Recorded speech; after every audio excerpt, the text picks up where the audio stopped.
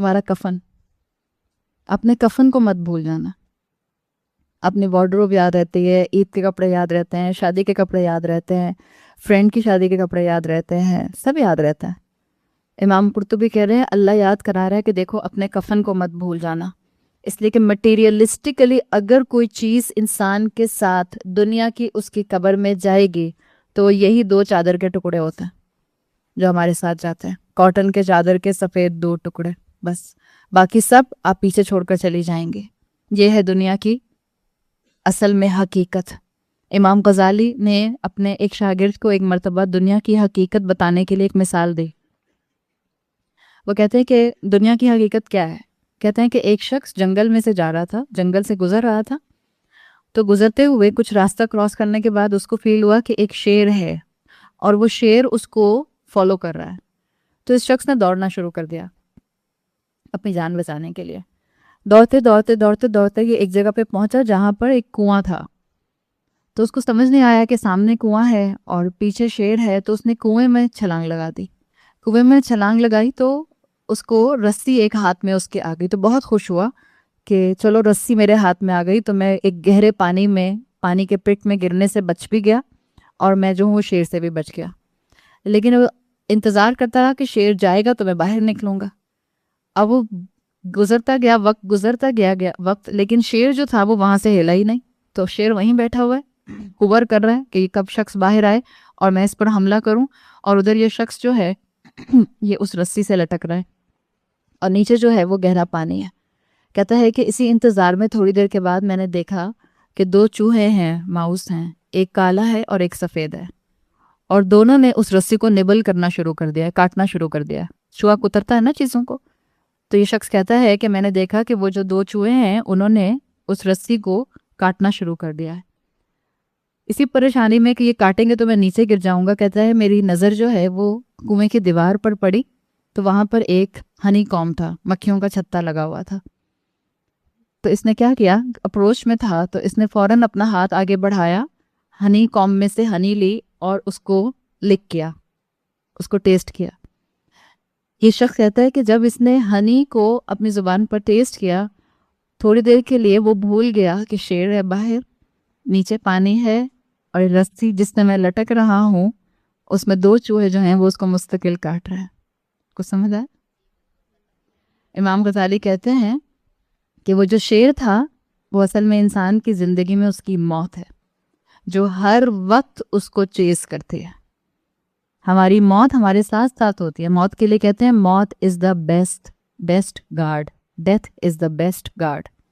کوئی گارڈ آپ کو اتنا نہیں بچائے گا جتنی موت آپ کو بچائے گی. اس لیے کہ جب تک آپ کا وقت نہیں آئے گا موت آپ کو مرنے نہیں دے گی. اللہ نے اس کو یہی حکم دیا ہوا ہے. تو اس مثال میں، اس کہانی میں جو شیر ہے وہ موت ہے، ڈیتھ ہے. وہ جو گڑھا ہے پانی کا جس میں انسان گر جائے گا وہ اس کی قبر ہے. اس لیے کہ کوئی چاہے نہ چاہے اس قبر میں تو انسان کو جانا ہی جانا ہے. اور یہی قبر ہوگی جو ایک نیک انسان کے لیے جنت کے باغوں میں سے ایک باغ ہوگی، اور اگر برا انسان ہوگا، نافرمان انسان ہوگا تو جہنم کے گڑھوں میں سے ایک گڑھا ہوگی. پھر امام غزالی کہتے ہیں کہ وہ جو رسی ہے وہ اس کی زندگی ہے، اور وہ جو 2 چوہے ہیں جن میں سے ایک وائٹ ماؤس اور ایک بلیک ماؤس ہے، بلیک ماؤس آپ کی رات ہے اور وائٹ ماؤس آپ کا دن ہے. آپ کا دن اور آپ کا رات اتنی ہی تیزی سے گزر رہا ہے اور آپ کی دنیا کی زندگی کی رسی کو کاٹنے کی کوشش کر رہا ہے. اور وہ ہنی کام کیا ہے؟ دنیا کی ٹیمپٹیشنز، دنیا کی زندگی، دنیا کی خواہشات. تو یہ مثال امام غزالی نے دی اور دنیا کی حقیقت بتا دی کہ دنیا کی اتنی ہی سی حقیقت ہے اور دنیا اتنی ہی تیزی سے آپ کو دھوکہ دیتی ہے. دنیا آپ کے اوپر ایک ڈیلیوژن کا پردہ ڈال دیتی ہے. متاع الغرور کہتے ہیں نا دنیا کو. تو اسی لیے کہا اللہ تعالیٰ نے کہ جو اللہ سے غافل ہوگا، جو اللہ کے ذکر سے غافل ہوگا، وَكَانَ أَمْرُهُ فُرُوطًا، اس کا تو معاملہ جو ہے وہ حد سے آگے بڑھ جائے گا. یہ جو آیت ہے اس میں اللہ تعالیٰ نے 2 کیٹیگریز بیان کیے ہیں. وَاصْبِرْ نَفْسَكَ مَعَ الَّذِينَ يَدْعُونَ رَبَّهُمْ بِالْغَدَاوَاتِ وَالْعَشِيِّ، کہ ان لوگوں کا کمپنی، ان لوگوں کا ساتھ جو کہ صبح اور شام اللہ کو پکارتے ہیں، یریدون وجہ، تاکہ اللہ کی رضا حاصل کریں. تو اس میں ایک وہ لوگ ہیں جو رات دن قرآن کے ساتھ گزارتے ہیں. جن کا اٹھنا بیٹھنا قرآن ہے، جن کی باقی ساری زندگی کی روٹین اپنے قرآن کے ساتھ اکارڈنگلی ایڈجسٹ ہوتے ہیں. جیسے آپ بعض لوگوں کو دیکھتے ہوں گی، اگر وہ کہیں ڈنر پر جائیں گے یا کسی کو بلائیں گے یا کوئی میٹنگ ارینج کریں گے یا کہیں سروے کے لیے ان کو جانا ہوگا تو وہ کہتے ہیں کہ اچھا میں مغرب کے بعد پہنچ جاؤں گا، اچھا میں عشاء کے بعد پہنچ جاؤں گا. زیادہ تر ایسا ہوتا ہے نا، اس لیے کہ وہ لوگ کون ہوتے ہیں جو اپنی فرض نمازوں کو باجماعت ادا کرنے کی کوشش کر رہے ہوتے ہیں. تو اللہ تعالیٰ نے ایک کیٹیگری یہ بتائی ہے، وہ لوگ جو ہر وقت اللہ کو یاد رکھتے ہیں، اپنے ریچولز میں، اپنی عبادات میں اللہ کو یاد رکھتے ہیں اور اپنی زندگی کے معاملات میں بھی اللہ سے غافل نہیں ہوتے. دوسرا گروہ وہ ہے جس کو اللہ ہی یاد نہیں رہتا، اور ان کی کیفیت کیا ہے؟ وَلَا تُطِعْ مَنْ أَغْفَلْنَا قَلْبَهُ عَنْ ذِكْرِنَا وَاتَّبَعَ هَوَاهُ. یہ وہ لوگ ہیں جن کے دل اللہ کے ذکر سے خالی ہیں اور یہ اپنی خواہشات کو الہ بنا کر بیٹھے ہیں. تو آپ کیا میرے پاس چوائس ہے، ہم ان دو کیٹیگریز میں سے کس کیٹیگری کا حصہ بننا چاہتے ہیں، کس ٹیم میں شامل ہونا چاہتے ہیں. اللہ ہمیں پہلی ٹیم میں شامل کرے، وہ لوگ جن کی زندگی کا مقصد ہوتا ہے یریدون وجہہ، جو اللہ کی رضا چاہنے کے لیے ہی اپنی زندگی کے سارے معاملات نبھاتے ہیں. اور اللہ تعالیٰ نے یہ چوائسز دے دیں اور اللہ نے کہا کہ حق نازل ہو چکا ہے، اس امت کے اوپر دین کی تکمیل ہو چکی ہے. آپ کی اور میرے لیے رسول اللہ صلی اللہ علیہ وسلم کی تعلیمات اور قرآن کے احکامات کامل ہیں. آپ کی اور میرے پاس اب کبھی کہیں کسی جگہ پر کسی انسٹرکشن کی کمی نہیں ہے. بزنس ایتھکس ہو یا فائنانس ہو یا میڈیسن ہو یا انجینئرنگ ہو یا سائیکالوجی ہو، ہر فیلڈ کی انفارمیشن، ہر فیلڈ کی گائیڈنس قرآن میں موجود ہے، رسول اللہ صلی اللہ علیہ وسلم کی سنتوں میں موجود ہے، آپ کی احادیث میں موجود ہے. اللہ برحق قرآن نازل کر چکا ہے. تو آگے آیت نمبر 29 میں فرمایا وَقُلِ الْحَقُّ مِن رَبِّكُمْ، اور اے نبی صلی اللہ علیہ وسلم ان سے کہہ دیجئے اللہ کی طرف سے حق یہی ہے. فَمَنْ شَاءَ فَلْيُؤْمِنْ، تو اب جس کا دل چاہے ایمان لے آئے، وَمَنْ شَاءَ فَلْيَكْفُرْ، اور جس کا جی چاہے انکار کر دے. اللہ تعالیٰ نے چوائس دی ہے انسانوں کو، چاہیں تو اللہ کے ذکر کی زندگی اڈاپٹ کر لیں اور چاہیں تو اپنے دل کو غفلت کا شکار کر لیں. اللہ تعالیٰ کسی کے حلق سے زبردستی ہدایت نہیں انڈیلتا، اور یاد رکھیں اللہ ہدایت کا راستہ اسی کو دکھاتا ہے جو گڑ گڑا کر ہدایت مانگتا ہے. کتنی آپ کو پیاس لگی ہو ڈپینڈ کرتا ہے آپ اسی انٹینسٹی کے ساتھ پانی مانگتے ہیں. آپ امیجن کریں کہ آپ کا روزہ نہیں ہے اور آپ کھانا کھا کے اور پانی پی کر بیٹھے ہیں اور ایسے آپ کا دل کرے بائی دا وے کہ پیاس لگ رہی ہے شاید پانی پی لوں، تو آپ اپنی میڈ سے کہہ دیتی ہیں کہ ذرا ایک گلاس پانی لانا. میڈ بھول جاتی ہے اور آپ کو بھی بہت زیادہ پیاس نہیں لگی تھی تو آپ بھی بھول جاتی ہیں. اب امیجن کریں کہ افطاری کا ٹائم ہے اور آپ نے 15 گھنٹے کا روزہ رکھا ہے اور بیچ میں 2 گھنٹے کے لیے آپ کی لائٹ بھی چلی گئی تھی تو آپ اے سی میں بھی نہیں تھیں، اور اس کے بعد آپ قرآن کی کلاس میں بھی آئی ہوئی تھی، تو ظاہر بات ہے تیاری اور نیند پوری نہیں ہوئی اور سب کچھ، اور آپ کا حلق خوش ہو رہا ہے اور آپ میٹ سے کہتی ہیں 7:15 ہو رہے ہیں، ٹھنڈا پانی کا ایک گلاس لے آؤ. میٹ بھول جاتی ہے تو آپ کے اندر سے ایک اسکریم اور چیخ نکلے گی کہ نہیں نکلے گی؟ تو ڈپینڈ کرتا ہے کہ آپ جب ہدایت مانگ رہی ہیں تو کتنے دل کے ساتھ مانگ رہی ہیں، کتنی آپ کو ضرورت ہے. جتنی آپ ہدایت کی ضرورت محسوس کریں گی اسی انٹینسٹی کے ساتھ مانگیں گی. تو اللہ نے تو چوائس دی ہے، اللہ نے دونوں راستے واضح کر دیے ہیں. ہدایت کا راستہ بھی واضح ہے اور ڈیوینٹ راستہ بھی واضح ہے. آپ صلی اللہ علیہ وسلم کی جامع ترمذی میں صحیح حدیث آتی ہے، آپ نے فرمایا ثلاث اذا خرجنا لم ينفع نفسا ایمانها لم تکن آمنت من قبل. آپ نے فرمایا 3 سائنس جب اپیئر ہو جائیں گے، 3 علامات جب واضح ہو جائیں گی، تب ایمان لانا فائدہ نہیں دے گا. یہ تو ابھی جو چوائس نظر آ رہی ہے نا، فمن شاء فلیؤمن ومن شاء فلیکفر، جو چاہے مسلمان ہو جائے، جو چاہے صراط مستقیم اڈاپٹ کر لے، جو چاہے اللہ کا بتایا ہوا لائف سٹائل اور کلچر اپنا لے، اور جو چاہے انکار کر دے. یہ چوائس لمیٹڈ ہے، اور رسول اللہ صلی اللہ علیہ وسلم کی اس حدیث کے مطابق یہ ان 3 سائنس سے پہلے کی چوائس ہے. اس لیے کہ آپ نے فرمایا جب یہ 3 سائنس آبویس ہو جائیں گے، اپیئر ہو جائیں گے، نکل آئیں گے، خرجنا کا الفاظ آتے ہیں، جب یہ نکل آئیں گے تو پھر اس کے بعد انسان کو ایمان لانے کی توفیق نہیں ملے گی، ہدایت کی طرف آنے کا پھر کوئی چانس نہیں رہ جائے گا، بیکاز اس کے بعد پھر آزمائشیں اور بڑھ جائیں گی. اور وہ 3 سائنس اور 3 علامات کیا ہیں؟ آپ نے فرمایا الآیات الدجال، دجال جب اپیئر ہو جائے گا، دجال جب باہر آ جائے گا۔ دوسرا سائن والدابۃ، وہ جانور جس کو اللہ تعالیٰ زمین سے نکالے گا، دا بیسٹ۔ اور تیسرا سائن وطلوع الشمس من المغرب او من مغربها، جب سورج جو ہے وہ اپنی ڈوبنے کی جگہ سے رائز ہوگا، یعنی مغرب سے رائز ہوگا، مغرب سے طلوع کرے گا۔ تو یہ رسول اللہ صلی اللہ علیہ وسلم کی حدیث یہ بتا رہی ہے کہ یہ آیت نمبر 29 کا آپشن، 29 والی فری ول کا یوز کرنے کا موقع ان علامات سے پہلے پہلے تک ہے۔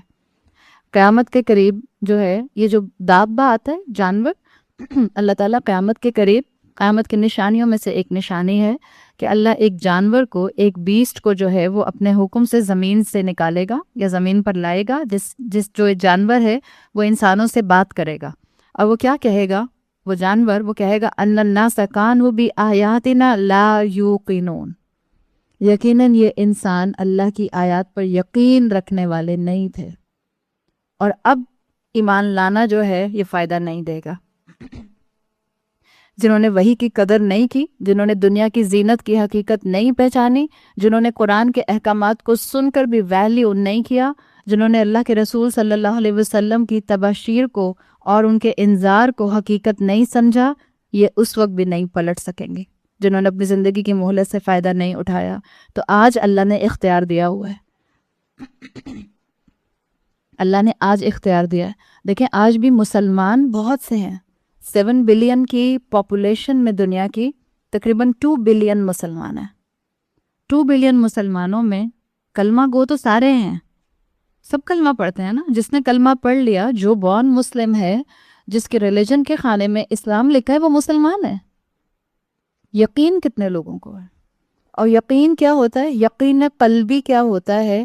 جو آپ کے دل کا یقین آپ کے عمل میں ریفلیکٹ کرے، والعمل بالجوارح، جو آپ کے اعضاء پر نظر آئے، آپ چلتی پھرتی اسلام نظر آئیں، آپ بولیں تو اسلام کی بات کریں، آپ سنیں تو آپ کا سننا اسلام کا سننا ہو، آپ سوچیں تو آپ کا سوچنا اسلام کے جیسا ہو، آپ معاملات کریں تو آپ کا معاملات کرنا اسلام کے جیسا ہو۔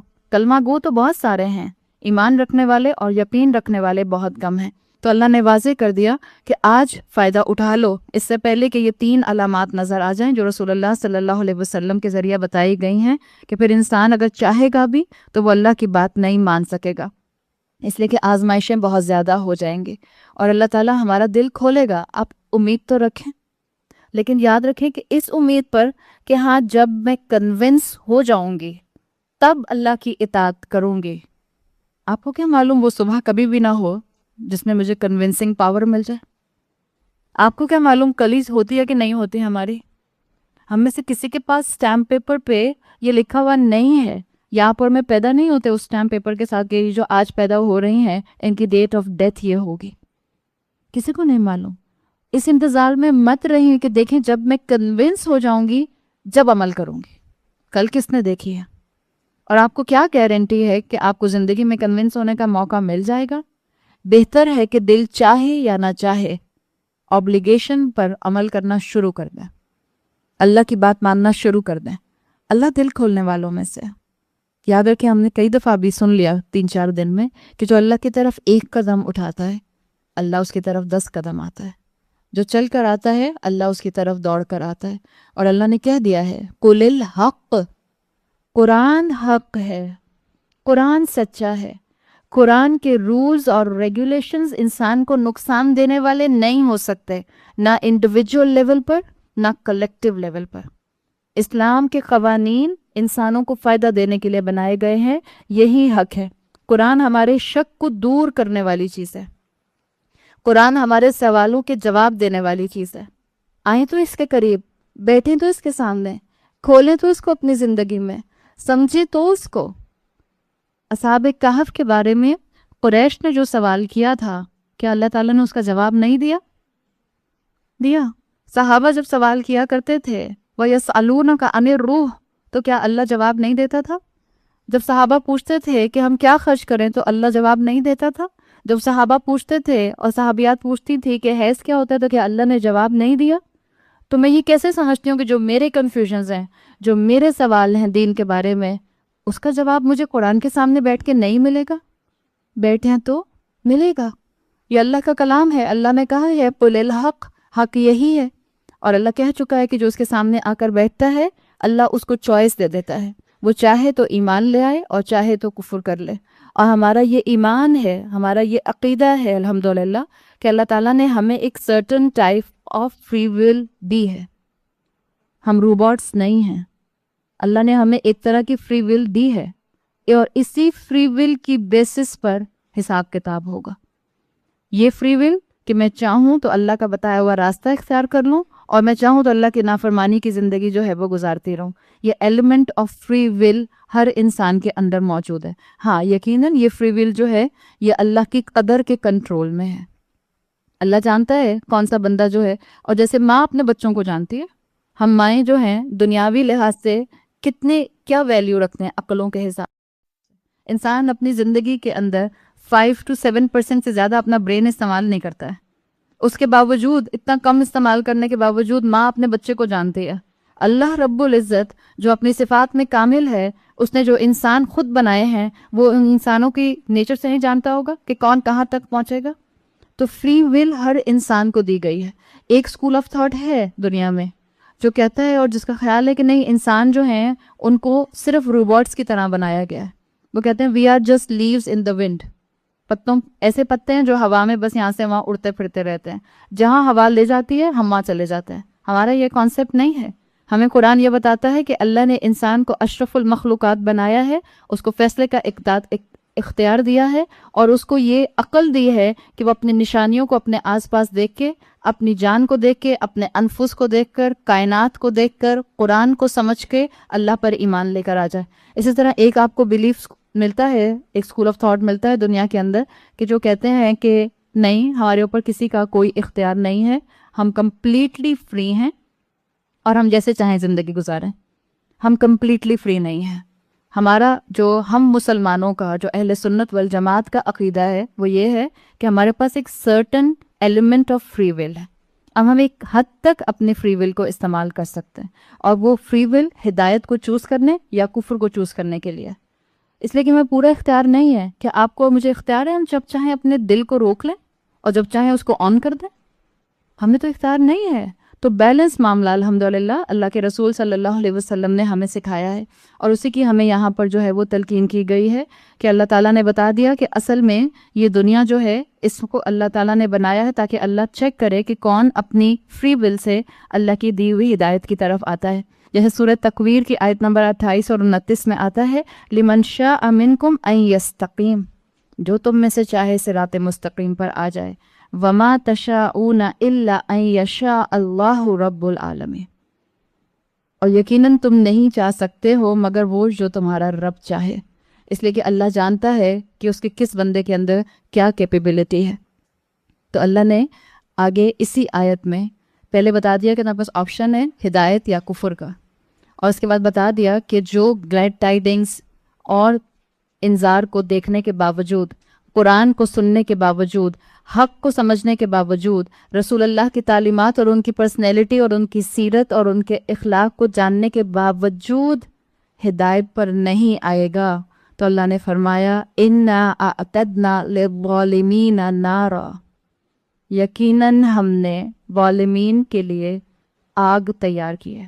عربی زبان میں یہ اعتدنا جو آتا ہے یہ آتا ہے کسی چیز کو بہت بہت ہی زیادہ محنت سے اور سٹیپ بائی سٹیپ بنانا.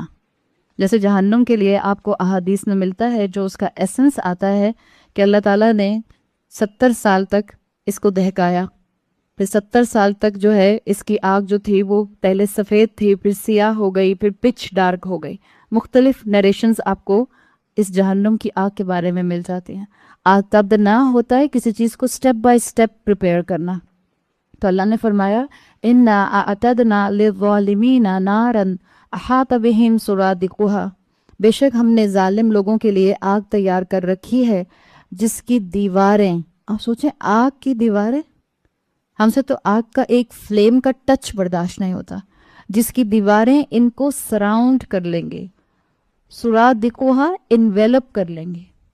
آگ ان کو لپیٹ لے گی.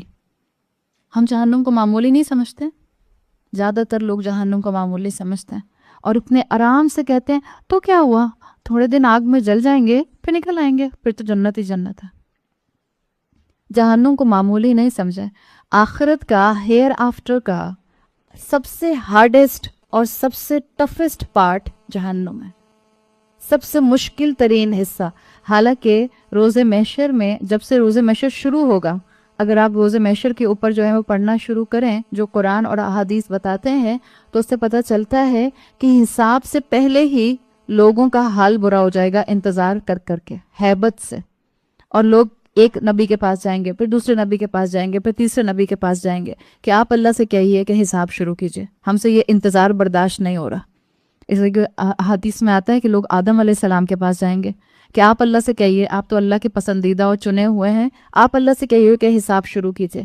آدم علیہ السلام کہیں گے مجھے حیا آتی ہے اس لیے کہ میں نے ایک غلطی کی تھی جنت میں پھل کھانے والی.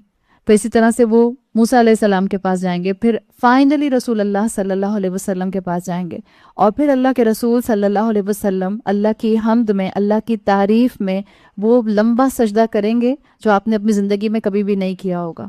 اور اس کے بعد اللہ سے اپنی امت کے لیے اللہ کے رسول دعا کریں گے، اور پھر حساب کتاب کا مرحلہ شروع کیا جائے گا. یہ ایک سٹیپ ہے صرف. لیکن مفسرین کہتے ہیں کہ جہنم والا پارٹ ٹفسٹ پارٹ ہوگا ہیئر آفٹر کا، آخرت کا. آپ امیجن کریں جہنم، قیامت کا منظر، اللہ کا عرش واضح کر دیا جائے گا، اللہ کے عرش کو تھامنے والے فرشتے جو کہ نارمل فرشتوں سے بھی زیادہ بڑے فرشتے آتے ہیں، جائنٹ سائز فرشتے ہیں جنہوں نے اللہ کا عرش تھاما ہوا ہے، وہ فرشتے آبویس ہو جائیں گے. پوری گرینڈ گیدرنگ ہوگی انسانیت کی. اللہ کا عرش ہوگا، عرش کو تھامنے والے فرشتے ہوں گے، اور اس کے علاوہ فرشتوں کی صفوں کی صفیں ہوں گی، اور درمیان میں انسانیت کھڑی ہوگی. کیسا ایک دم سے کیسا خیال آتا ہے، جیسے آپ کے چاروں طرف مشین گنز لے کے آرمی کے لوگ کھڑے ہوئے ہوں اور درمیان میں آپ کھڑے ہوئے ہوں. اور یہ تو کوئی کنٹراسٹ ہے، مطلب ریلیشن شپ بنتا ہی نہیں ہے. اللہ رب العزت کا عرش دیکھنا ہی پتہ نہیں کیسا ہوگا، اس لیے کہ ایک ہے اللہ کا عرش اور ایک ہے اللہ کی کرسی. اللہ کی کرسی بالکل فٹ سٹول کی طرح ہے اللہ کے عرش کے مقابلے میں. اور اللہ کی کرسی کے لیے رسول اللہ صلی اللہ علیہ وسلم نے فرمایا کہ اللہ کی کرسی کیسی ہے اس دنیا کے مقابلے میں. آپ نے فرمایا اللہ کی کرسی اور اس دنیا کی مثال ایسے ہے کہ جیسے اللہ کی کرسی ایک صحرا ہو اور آپ اس صحرا میں اپنی ایک رنگ اٹھا کر پھینک دیں. کہیں نظر آئے گی آپ کو؟ تو اللہ کے رسول نے کہا وہ اللہ کی کرسی صحرا کی طرح ہے، اور وہ جو آپ کی رنگ اس میں پڑی ہوئی ہے وہ دنیا ہے. اور اسی طرح سے آپ نے مثال دے کر بتایا کہ اللہ کا عرش کیسا ہے. آپ نے کہا اللہ کا عرش ایسا ہے کہ جیسے صحرا اللہ کا عرش ہے اور اس میں رنگ کی طرح اللہ کی کرسی پڑی ہوئی. آپ میں اللہ کی میجسٹی، اللہ کے جلال، اس کی عظمت کا اندازہ کر ہی نہیں سکتے. تو پھر کیسے افتراء علی اللہ انسان کر سکتا ہے؟ کیسے اللہ کے احکامات کو چھوڑ سکتا ہے؟ کیسے اللہ کی نافرمانی کر سکتا ہے؟ تو مفسرین بتاتے ہیں کہ آپ امیجن کریں کہ اللہ کا عرش ہوگا، آپ کے چاروں طرف فرشتے ہوں گے صف در صف، اور درمیان میں انسانیت کھڑی ہوگی اکاؤنٹیبلٹی کے لیے. ایسے میں اللہ جہنم کو بلائے گا، اور جہنم صرف ایک آگ کا گڑھا نہیں ہے. آپ احادیث پڑھیں تو آپ کو پتہ چلتا ہے کہ جہنم ایک رورنگ ریجنگ بیسٹ ہے، ایک بہت بڑا وحشی جانور کی طرح ہے. جہنم کے لیے آتا ہے احادیث میں جہنم کو 70,000 لگاموں سے پکڑا گیا ہے، تھاما ہوا ہے اس کو. اس لیے کہ ایک بیسٹ جو کہ آپ سے آؤٹ آف کنٹرول ہو رہا ہو، اب اس کو کنٹرول کرنے کے لیے اس پر چینز اور اس پر رسی ڈال دیتے ہیں. جہنم کے لیے رسول اللہ صلی اللہ علیہ وسلم نے ڈسکرائب کیا کہ جہنم کو 70,000 روپس، رسیوں سے، لگاموں سے باندھا گیا ہے، اور ہر ایک رسی کو 70,000 فرشتوں نے پکڑا ہوا ہے. سورہ فجر میں آیت نمبر 22 اور 23 میں آتا ہے وَجَاءَ رَبُّكَ وَالْمَلَكُ صَفًّا صَفًّا. ہم تو ایسے ترنم کے ساتھ پڑھ کے آگے گزر جاتے ہیں کہ ہمیں احساس بھی نہیں ہوتا کہ ہم قیامت کے کس ہولناک منظر کو پڑھ رہے ہیں. جب سمجھ نہیں آئے گا تو آنسو کیسے بہیں گے؟ جب امیجن نہیں کر سکیں گے تو اللہ کا خوف کیسے طاری ہوگا؟ جب اللہ کا خوف طاری نہیں ہوگا تو عمل میں کیسے دوڑیں گے؟ وَجَاءَ رَبُّكَ وَالْمَلَكُ صَفًّا صَفًّا وَجِيءَ يَوْمَئِذٍ بِجَهَنَّمَ، اور جہنم کو اس دن لایا جائے گا، آگ کو لایا جائے گا، اور جب جہنم آئے گی تو مفسرین لکھتے ہیں کہ اس سے زیادہ خوفناک اور دہشت زدہ منظر کوئی نہیں ہوگا۔ ایون رسول اللہ صلی اللہ علیہ وسلم نے حضرت عمر رضی اللہ عنہ سے کہا، جس کا مفہوم آتا ہے، اے عمر، اگر تم نے 70 رسولوں جیسے اعمال صالحہ بھی کیے ہوں گے تو اس موقع پر تم کو ڈر لگ رہا ہو۔ آخر میری کیا حیثیت ہے؟ اور ہر مخلوق کو اللہ کے رسول صلی اللہ علیہ وسلم نے بتایا کہ اللہ کے سامنے پیش کیا جائے گا، اس لیے کہ سب کھڑے ہوں گے، ان میں شہداء، انبیاء، مومنین اور کفار سب ہوں گے، سب کے سب جب جہنم کو لایا جائے گا تو گھٹنوں کے بل زمین پر گر جائیں گے۔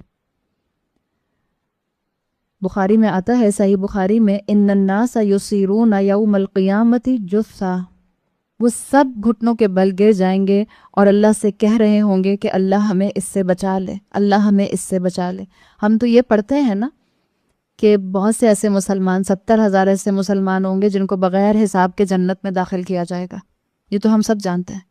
یہ بھی تو ہمیں جاننا چاہیے کہ بہت سے ایسے لوگ بھی ہوں گے جن کو بغیر حساب کے جہنم میں پھینک دیا جائے گا، اکاؤنٹیبلٹی بھی نہیں ہوگی ان کی، اللہ مڑ کر بھی نہیں دیکھے گا، اللہ ان کی کتاب پر نظر بھی نہیں ڈالے گا، اس لیے کہ ان کے اعمال راکھ بنا کر، ایشز بنا کر اڑا دیے جائیں گے۔ اور جہنم کے لیے آتا ہے کہ جہنم کے اندر سے ایک گردن نکلے گی، واللہ اعلم، اللہ ہمیں اس موقع پر بھی اپنی رحمتوں کے سائے میں رکھے، اللہ ہمیں جہنم سے بچائے۔ جہنم کے اندر سے ایک گردن نکلے گی، اور جس کو جہنم دیکھے گی اس کا مطلب ہوگا کہ وہ اس کا انہیبیٹنٹ ہے۔ تو آپ صلی اللہ علیہ وسلم نے فرمایا کہ کوئی نظر اٹھائے گا نہیں اور لوگوں کی نظریں زمین پر گڑ جائیں گی تاکہ جہنم ہمیں مت دیکھے، اس لیے کہ جس کو وہ دیکھے گی وہ جہنمی بننے والا ہوگا، وہ جہنم میں گرا دیا جائے گا۔ اور جہنم کی جو آوازیں ہیں، اسکریمنگ، جو رورنگ ساؤنڈز ہیں، وہ سنائی دے رہی ہوں گی۔ یہ آپ صلی اللہ علیہ وسلم کی جو احادیث ہیں اور یہ جو قرآن ہے، یہ مجھے اور آپ کو جو ڈسکرپشن دے رہا ہے، اسے ڈرانے کے لیے دے رہا ہے۔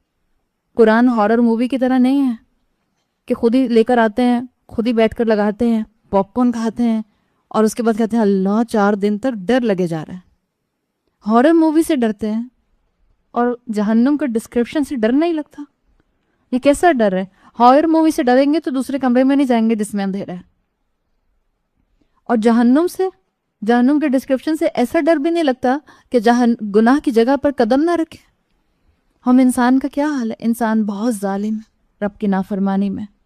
آگے فرمایا اسی آیت میں، وَإِن يَسْتَغِيثُوا يُغَاثُوا بِمَاءٍ كَالْمُهْلِ يَشْوِي الْوُجُوهَ بِئْسَ الشَّرَابُ وَسَاءَتْ مُرْتَفَقًا، اور جہنم میں اگر وہ پانی مانگیں گے تو ان کو پانی مولٹن لیڈ، پگھلے ہوئے تانبے کی شکل میں دیا جائے گا، جو ان کے چہرے کو برن کر دے گا، جو ان کا منہ بھون دے گا، اور کیا ہی برا پینے کی چیز ہے، اور کتنی بری جگہ ٹھہرنے کی۔ آپ امیجن کریں، یہ وہ ڈسکرپشنز ہیں جس کو آپ کا اور میرا دماغ رجسٹر نہیں کر سکتا ہے۔ آج کل گرمیاں ہیں نا، اگر آپ ایک دم سے شاور کے نیچے کھڑے ہو جاتے ہیں جا کے دوپہر کے 3 بجے، تو جو پانی آتا ہے جان نکل جاتی ہے نا اس سے۔ اس کا کیا ٹیمپریچر ہے؟ جہنم کی آگ دنیا کی آگ سے 69% زیادہ سخت ہے۔ جہنم کی آگ جھلسا دینے والی ہے، جہنم کی آگ جلد کے اندر اذیت کو لانے والی ہے۔ جیسے ایک اسکالر کہتے ہیں، جہنم کی جو ہیٹ ہے وہ شدید ہے، ہر روحا شدید، جہنم کی آگ، اس کی گرمی شدید ہے، ہم سے یہ گرمی برداشت نہیں ہو رہی، 37 اور 40 ڈگری سینٹی گریڈ۔ جہنم کا ٹیمپریچر کیا ہوگا؟ آروہا بعید، اس کی ڈیپتھ بہت زیادہ ہے۔ آپ امیجن کریں کہ ایک چیز ڈیپ بھی ہو اور گرم بھی ہو، اور جہنم کے لیے آتا ہے کہ جہنمی ایک دوسرے سے اذیت میں چپک جب رہے ہوں گے، اس لیے کہ بھر دیا جائے گا جہنم کو، اور جہنم میں اتنے لوگ ڈالے جائیں گے کہ اس کی کیپیسٹی ختم نہیں ہوگی، اور وہ کہتی جائے گی حل من مزید، حل من مزید، کیا اور بھی ہیں؟ جہنم میں ایک دوسرے کے ساتھ چپکنے کا عذاب بھی ہوگا، اگر گرمی ابھی یہاں اے سی بند ہو جائے اور پنکھے بھی بند ہو جائیں اور ہم سب بالکل ایک دوسرے سے چپک چپک کے بیٹھے ہوئے ہیں، گرمی میں ایک دوسرے سے ٹچ کرنا کتنا برا لگتا ہے. کہاں جہنم، اور وہاں لوگ جو ہیں وہ ایک ڈیپ قسم کے ڈیپتھ کے اندر ہوں گے. حلیہل حدید، جہنم کا زیور، جہنم کی جو جیولری پہنائی جائے گی وہ لوہے کی ہوگی. آپ نے اپنی گولڈ بینگلز پہنی ہوں اور آپ کچن میں چولہے کے پاس کام کر رہی ہوں، ذرا سی آپ دیکھتی ہیں کہ کتنی جلدی گولڈ جو ہے وہ ہیٹ کو ایبزارب کر لیتا ہے، اور اگر آپ کو فیل ہو دیر میں تو آپ کی اس جگہ پہ نشان پڑ جاتا ہے اسکن پہ. جہنم کے زیور کے لیے آتا ہے حلیہل حدید، اس کی جیولری زنجیریں ہوں گی. وشرابہ القلہ والسدید، اور اس کا مشروب گرم ترین مشروب ہوگا. جہنم کے اندر جیسے انسان کو دنیا میں بھوک اور پیاس لگتی ہے، جہنم میں بھی انسان کو بھوک اور پیاس لگے گی. اور احادیث بتاتی ہیں کہ جو بھوک اور جو پیاس جہنمیوں کو لگے گی اس کی کیفیت دنیا کی کیفیت سے کئی انٹینسٹی میں پرسنٹیج وائز زیادہ ہوگی. جبھی وہ یہ مولٹن لیڈ، مولٹن میگما پی جائیں گے جو ان کی سٹمک اور ان کے ساری انٹسٹائنز کو ڈیزالو کر دے گا. جبھی وہ زقوم کا درخت جس کا سر جو ہے وہ ایک درخت کے بڑے اس کے برابر ہے، کیکٹس کا درخت کھا جائیں گے اس لیے کہ بھوک کا عذاب ہوگا. اللہ تعالیٰ نے یہ جہنم کے اندر چیزیں اور یہ ڈسکرپشن رکھی ہیں، اور یہ انسینٹیو اللہ نے یہ کیوں دیا ہے، یہ جہنم کی ڈسکرپشن اتنی ویوڈ ڈسکرپشن کیوں دی ہے؟ تاکہ آپ اور میں اس سے بچنے کی تیاری کریں. اللہ نے میرے اور آپ کے جسموں کو جہنم میں جلنے کے لیے نہیں بنایا، لیکن یاد رکھیں اللہ نے آپشن دیا ہے، فَمَنْ شَاءَ فَلْيُؤْمِنْ وَمَنْ شَاءَ فَلْيَكْفُرْ. چوائس آپ کی اور میرے پاس ہے. اللہ ہمیں اپنی زندگیوں کے اندر اللہ کی عبادت، اللہ کی بندگی اور اللہ کی دی ہوئی ہدایت پر آنے کی توفیق دے دے. اللہ ہمیں ایسے حال میں موت دے کہ جب ہم اپنے انجام سے